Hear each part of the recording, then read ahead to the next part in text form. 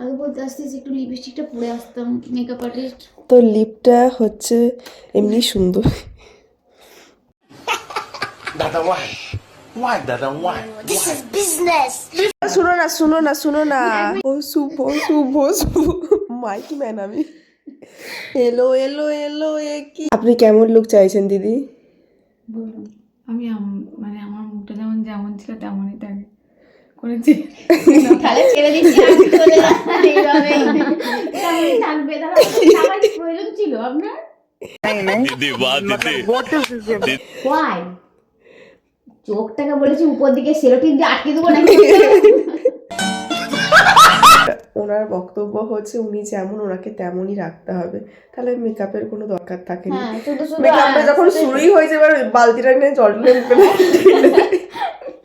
শুধু শুধু আমাকে 4:30 থেকে দেখে ডিস্টার্ব করা হচ্ছে। এমনকি একটা চা অফার পর্যন্ত করেনি মেকআপ আর্টিস্ট 4:30 সময় ডেকে তুলে এনে रुला दिया आपने। উনি হচ্ছেন আর্টিস্ট, সরি অ্যাসিস্ট্যান্ট, সরি আমি দর্শক, আমি ব্লগ করতে এসেছি, তাই তো। এই মেকআপ আর্টিস্টগুলোকে বিদেশ থেকে ভাড়া করে আনতে হয়েছে, তার জন্য ল্যান্ডিং করার পর আর ড্রেস চেঞ্জ করার সময় পাইনি, যেমন পড়েছিল সেরকম করেই চলেছে। इतने बड़े आदमी के बारे में ऐसे ही बातें करती हो? ঘুম থেকে উঠে চুলটা মারায়নি। তো বল, তো ফ্লাইট কখন নামালো, তোকে ল্যান্ড কোথায় করলো? 4:15 ভোর 4:15 ভোর 4:15 ল্যান্ড করেছে। তো দিনটি ছিল 25 জানুয়ারি আর আমার বোনের আশীর্বাদ। আর দিনটি কেমন গেল সবটাই তোমাদের সাথে শেয়ার করি। ভালো চাটা ভালো খেতে হয়েছে।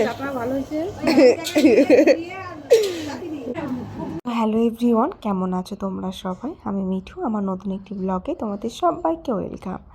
তো প্রথমেই ভিডিওটা অনেকটা আগেই শুরু করে দিয়েছি, কোনো ইন্ট্রো ছাড়াই। তো আমি সবসময় চাই সুন্দর সুন্দর মুহূর্তগুলোকে ক্যাপচার করতে, আর সেগুলো যেন রিয়েল ভয়েসে হয়।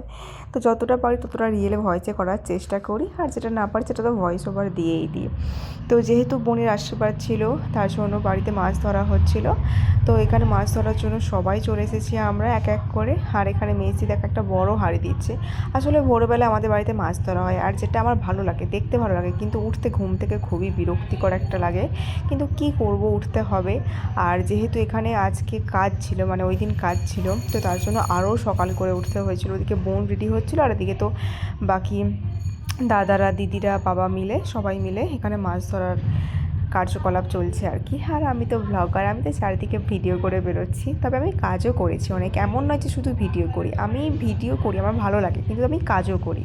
তো যাই হোক, এখানে মাছ কাটতে দিদিরা লেগে পড়েছে, বৌদিরা লেগে পড়েছে। আর এই বলো তো এটা কী মাছ, বলো কমেন্ট করে জানাও। আর এখানে দেখো, আমার শুধু কাজ একদিকে নয়, আমি যেমন মাছের কাছেও যাই, আমি তেমন বোনের কাছেও এসেছি।